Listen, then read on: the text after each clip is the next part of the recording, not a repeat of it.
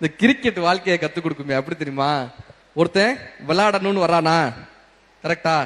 ஒருத்தன் விளையாடணும்னு பேட் எடுத்துட்டு வந்தாலே அவனை அவுட் ஆக்கணும்னு ஒருத்தன் பால் எடுத்துட்டு வரானா, நம்ம வாழ்க்கையில ஜெயிக்கணும்னு வந்தாலே நம்மளை தோக்கடிப்பதற்காக எதிரில் ஒருத்தன் காத்துக்கிட்டே இருப்பான், எப்பயுமே காத்துக்கிட்டு இருப்பான்.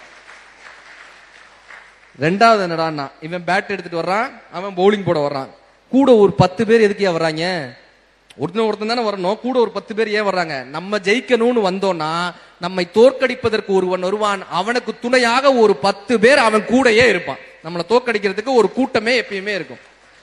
மூணாவது என்ன பண்ணா, இவன் பேட்டிங் போட வர்றான், இவன் பவுலிங் போடுறான், ஒரு 10 பேர் நின்றுட்டு இருக்கான். இவங்க தான் நம்மளை அவுட் ஆக்கணுமானா கிடையவே கிடையாது.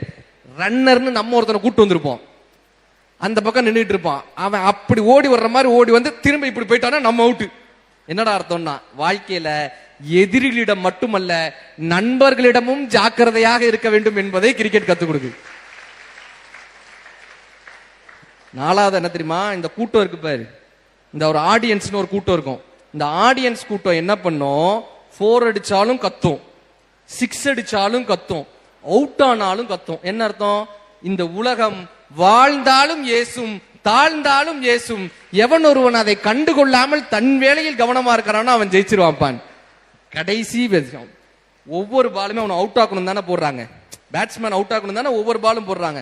ஒவ்வொரு நாளுமே நமக்கான சோதனைக்காகத்தான் கடத்தப்படுகிறது. எவன் ஒருவன் தன்னம்பிக்கை என்கிற பேட்டை கொண்டு அந்த நாளை சந்திக்கிறானோ அவன் செஞ்சுரியை நோக்கி போவான்னு கிரிக்கெட் நம்ம கத்து கொடுத்து போதியா. ரொம்ப சிம்பிள். வாழ்க்கைய விளையாட்டிலிருந்து எடுத்துக்கணும், வாழ்க்கையவே விளையாட்டாக எடுத்துக்கணும்.